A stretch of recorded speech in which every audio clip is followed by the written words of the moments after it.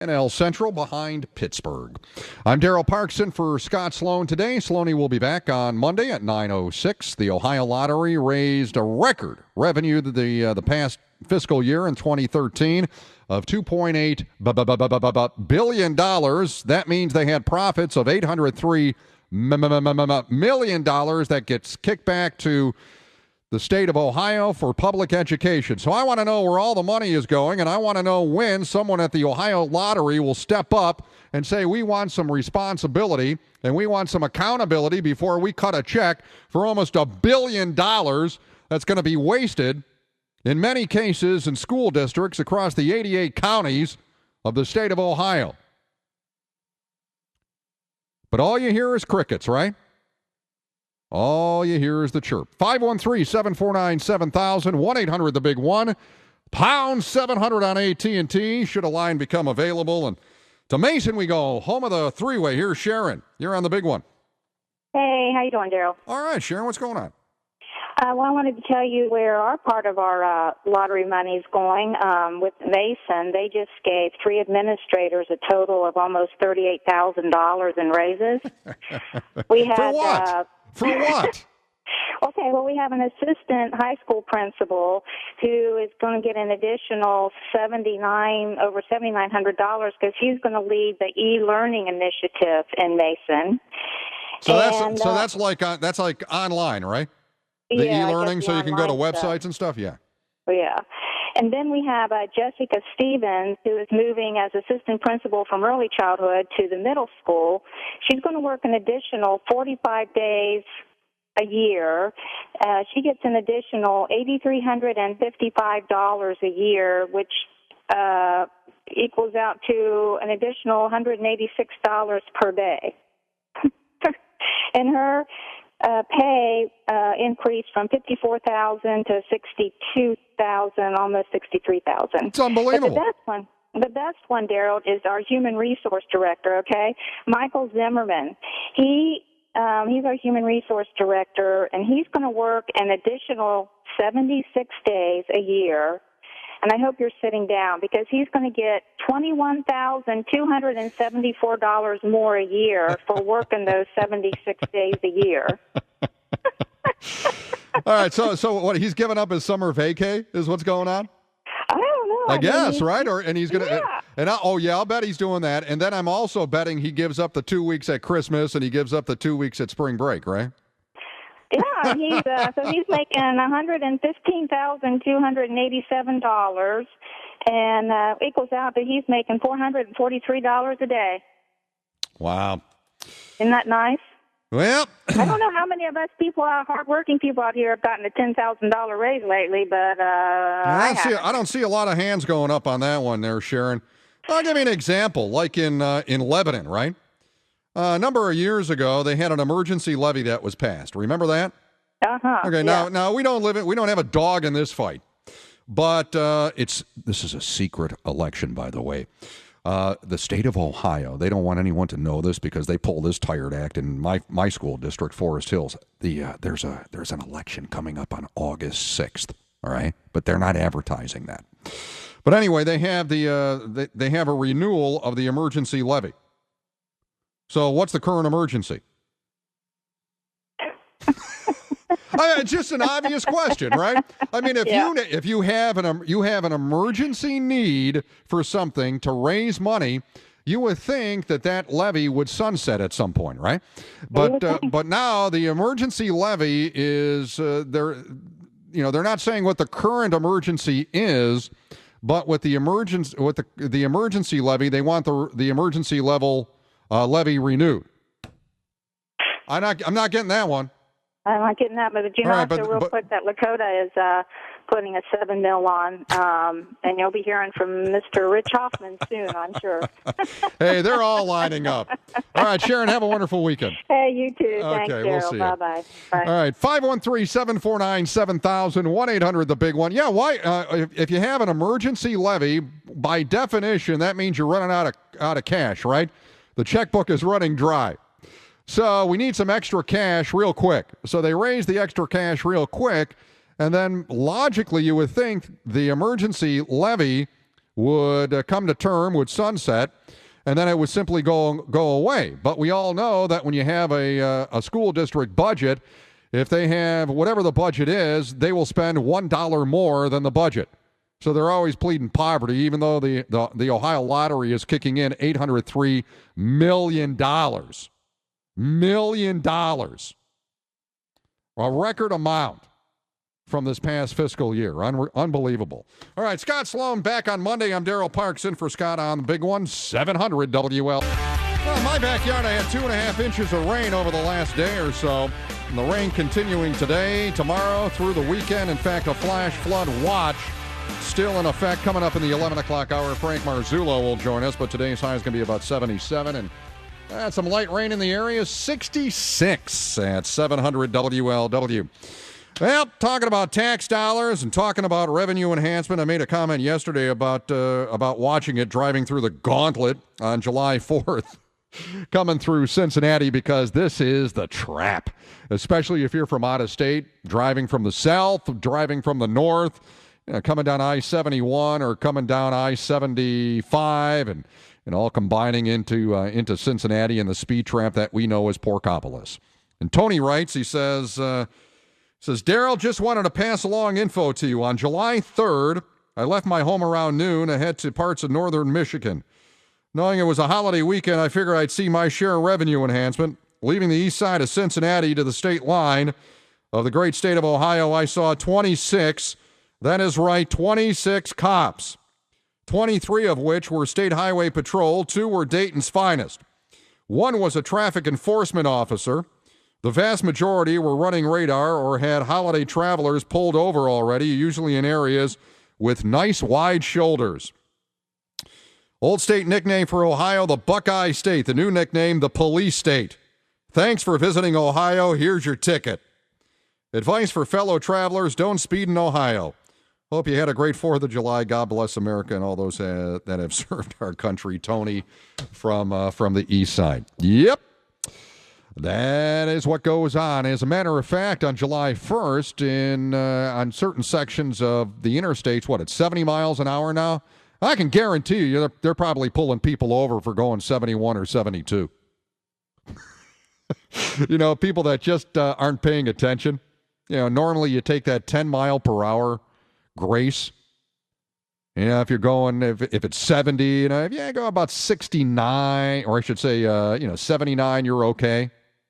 If it's 65, you're going, 74 should be okay. I don't think the state Popo is playing that game this weekend, because this is the big weekend, summer weekend. This one, Labor Day, Memorial Day weekend, the big weekends for revenue enhancement. Handing you a ticket with a big smile on their face. Welcome to Ohio. Yep. Or, as we call it, Nohio. Sometimes. 10:06 this morning. What was I going to deal with? Oh! How you're rewarding, you have no say in this, by the way, but how you're going to reward people with irresponsible behavior. Yeah, it's going to cost you a little more. A few more bucks out of the wallet. At 10:06, here on the home of the Reds, 700 WLW. 700 WLW podcast.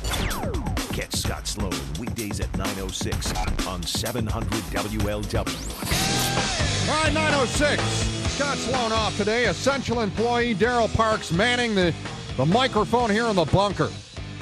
Man, did it come down yesterday. Just that steady rain. I have a rain gauge in my backyard. I live in Anderson, and 2.5 inches of rain this morning. And it's still coming. And the heavy rain falling there in Claremont County, as Brian just said. Frank Marzullo will join us later this morning in the 11 o'clock hour, and we'll talk a little bit about flooding and when all this rain is finally going to move out of the area. But, man, this has to be one of the wettest July 4th weekends we have had here, dare I say, in decades? Wow, man. Anyway, well, I got a press release. You ready for this? You're sitting down. I guess this is good. And gambling is huge here in Ohio. Brian was telling me prior to coming into the studio this morning that the casino in downtown Cincinnati, maybe it was because of the rain, but they had a day bigger. People are saying bigger than their opening day. Huge. You have the racinos going in Ohio. You have, obviously, the casinos opening up in the bigger cities in Ohio. And you have the Ohio Lottery. The Ohio Lottery in fiscal 2013 took in a record high revenue of $2.8 billion. That's a lot of money. That's some serious scratching right there. With the $2.8 billion, the profits go to Ohio schools, public schools in Ohio, right? A record check is going to be written to the state of Ohio for use in public schools all across the state, in each of the counties, and the numerous school districts. The check this year is going to be $803 million, which is a record amount. So big dollars there, right? Gambling is popular. People like to gamble, not only here in Ohio, but obviously for years happening in southeast Indiana, right? People travel to Las Vegas and go to other areas. So the gambling is supporting public education in the Buckeye State, right? So I have three questions. Why should it be considered child abuse to send some kids to poor school districts? Where's all that money going? There are many failing school districts, not only here in the tri-state, but across the entire state of Ohio. Number two, why do your school taxes keep going up? $803 million being kicked in from gamblers just in the lottery in the Buckeye State. Number three, why does every school district in Ohio keep lying and saying they're broke? Some obvious questions. Now, like I've explained before, and this is the shell game that goes on with every lottery in every state in America, the money that's set aside for public education and budgeted for public schools in all the states, it's not doubled when the lottery money is given to the state. That's the shell game. So let's say $1 billion has been set aside for public education by the state in the budget. And let's say the state lottery, doesn't matter what state it is, but the state lottery raises in profit $1 billion. Well, public schools don't get $1 billion or get $2 billion. They only get $1 billion because the money then that has been budgeted by the state gets freed up and kicked into the general revenue fund to be spent elsewhere. That is the shell game that is going on. And that is why school district after school district comes to you and comes to me and they're begging for money. And it's levy after levy. And it's bond issue after bond issue. Yet in many school districts across the state, including many here in the tri-state, you have school districts that are failing kids. I mean, this is a huge amount of money that is being kicked into education. And look, I mean, people say, well, Darryl, you're just anti-teacher, you're anti-this, you're anti-public school. No, I'm not.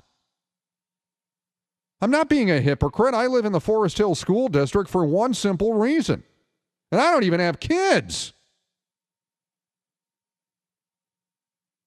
The reason I live there, it's a good school district, and in my house, the value of my house, it stays high because of the school district. I have a neighbor that just moved into the area and met her for the first time 2 nights ago. Came over to the house for a beer. Living across the street, just moved into the area from, I believe she said outside of Lima. And I said, why'd you pick Anderson? And she said, well, we looked in Mason, but the school district in Mason, and I was like, the school district in Mason is pretty good. Yeah, outside of Stacy Schuler. I said I had to take the shot. The school district, she said, is too big. My kids go to a school district right now, she said, that from kindergarten through the 12th grade, they have only 500 kids. And putting them into a campus like Mason would be culture shock. So she said, we looked in Mason, we looked in Anderson, and we found Forest Hills to be a very good school district. I was like, yeah, it is. But they're always begging for money. Just like every other school district. $803 million, a record amount this fiscal year in 2013 from the lottery. And then you look at college loans and the cost of going to a public university, a university such as Cincinnati or Ohio State, or certainly a very expensive public university, Miami University. And you see individuals that are walking out of these schools owing 40, 50, 60, in some cases, if they're going to a private school, owing hundreds of thousands of dollars. Graduating with degrees that honestly, not going to pay back the loan because the value of their pay annually is not going to be anywhere close to pay off that. I was listening to Simply Money on 55 KRC the other night, and Ed Fink was talking about the length of loans to pay back. The term. 30 years. And I thought to myself, 30 years? You would have that loan hanging over your head, on your back? I have been in this profession for 30 years. I can't imagine being my age and saying, all right, I'm finally paying off, and I'm 53. I said, finally paying off my college loan. There's something fundamentally whacked and wrong with the amount of money, whether it be from the lottery or whether it be from a casino or whether it be from tax dollars. There's something fundamentally wrong going on with our education system on all levels. Whether it's in kindergarten, whether it's in high school, whether it's in college. These are inconceivable amounts of money being kicked into education. I'm not anti-education. I am totally against this money being wasted. I am totally against people responsible to be fiscally responsible with this money, not being fiscally responsible. That's where this all comes down. The Ohio Lottery should be proud. They should be sending out press releases. They should be saying it is going to be a record check. It is going to be a check to public education in the state of Ohio. We have never had a profit this high. The second paragraph in that press release should say, we are going to demand responsibility. We are going to demand accountability. We are going to demand the superintendents of every school in every county in the state of Ohio to be responsible with this money. Yet they know they're writing a check that's simply going to be, for lack of a better way of putting it, simply going to be tossed out on the street. 513-749-7000, 1-800-THE-BIG-1, pound 700 on AT&T. Should a line become available here into the bunker, I'm Darryl Parks in for Scott Sloan. The rain continues today. We'll check out the Fox 19 forecast in 4 minutes on 700 WLW. Fox 19 Storm Tracker forecast. Meteorologist Frank Marzullo. Flood watch continues today. Showers for this morning, this afternoon, scattered showers well into the evening with a high today at 77. Chance of rain for tonight, a low of 68. Tomorrow, more rain, more thunderstorms with a high of 78. And then Sunday, rain. High of 81. Man, we are stuck in a cycle here. 65 at 700 WLW. I'm Darryl Parks in for Scott Sloan. The Ohio Lottery has to have a second paragraph when they send out their press releases talking about record amounts of money and profits made with the lottery. And these hundreds of millions of dollars going to public education in the state of Ohio that we all know is going to be that's going to be wasted. So if the Ohio Lottery is going to cut a check for $103 million, which represents the profits, in fiscal year 2013, the Ohio Lottery has to demand responsibility from the school districts in the 88 counties in the state of Ohio that are wasting money. Each of these school districts continue to plead poverty. And this is an inconceivable amount of money to most of us. We have never been around $103 million, or I should say $803 million. It's incredible. Yet they plead poverty and they keep coming back to the taxpayers, and the money keeps being abused by each of these school districts. Don't get it. 513-749-7000 should a line become available. And Dave, you're on the big one. Darryl, happy belated 4th of July to you. Happy Independence Day to you, too. Been like you, buddy. I'm on my way to work right now. So there you go. Essential employee. That's right. Do you ever feel like the lone wolf out there screaming this stuff? Sure. I mean, it's just, I love it when you get going on this because, I mean, I just sit there and say, yeah. Well, look, I mean, when you see a press release and the level of money that is being kicked into public education that is supposed to be going to the students, and it's not. I mean, why, it's every year over and over and over again. And it's not even the levies. You know what it is? These school districts play the same game. We have to cut services. We have to cut busing. We have to cut this. We have to cut that. And we don't have enough money to service your children. And it's the same tired act. And, none of these school districts will ever talk about this amount of money coming from the Ohio Lottery into every one of these school districts in the state of Ohio. Well, let me say this, and this is a thing that I've often wondered. You got school boards that are supposed to be the overseers, the watchdogs of these things. And then when I hear somebody that wants to run for school board that says, "Well, I've been an educator for years," I can't think of a worse reason to vote a person on a school board for that. I mean, and I would like to talk to some of these people from school boards. What is going on? Where does the money go? You get record amounts of money. Who's looking at the books? How are you spending this money, and why is there no fiscal accountability? I mean, we all remember when this lottery was started. It was supposed to be the savior of all school districts. And that's the way it's sold in every state. It's the same tired act. It's the same lie. It's a lie. Absolutely. Yeah. Yep. Dave, I mean, here's the thing. You bring up school board, and why would anybody want to be on a school board? All right? Why would people literally crawl on their bellies over broken glass to get elected to a school board?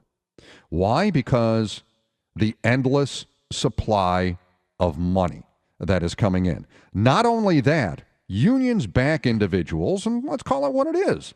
Every one of the, on many school boards, members of the school board are part of the teachers union, right? That's what's so sick. Yeah. I mean, as far as I'm concerned, you look in corporate America, and many times boards, members of boards are from outside that company. They have nothing to do with it. They belong to a totally different company somewhere else. Yeah, the good companies like Procter & Gamble. I know there's a lot of back scratching and everything that goes on there, but I can't think of a worse reason to belong to be a member of a school board, which is to be a teacher. That's a conflict of interest. Of course it is. Oh, by the way, I have some good news for you. What's that? I heard your monologue yesterday on fireworks, and we all remember the way it used to be. It was over at some friend's house last night, and we were shooting off some fireworks. And he had some pretty good stuff from me bought from Rosie's. There you go, some mortars. somewhere in this neighborhood, I don't know where it was, but we didn't just hear some fireworks goes off. I mean, it sounded like somebody had a stick of dynamite or something. It's the American way, Dave. It was the American way. I mean, you could feel it in your chest. I thought, what does this guy have? And it was like 3 of those that went off. They were massive explosions, and I'm like, yeah, baby. There you go. Bringing back the teen years, right? Oh, it was great. All Have right. a good one, Darryl. Hey, you too. Enjoy the rest of your weekend. Dave being an essential employee, me, Darryl Parks being an essential employee on the day after the 4th of July. Yeah, when you look at the 4th of July, my point of yesterday was, dads taught their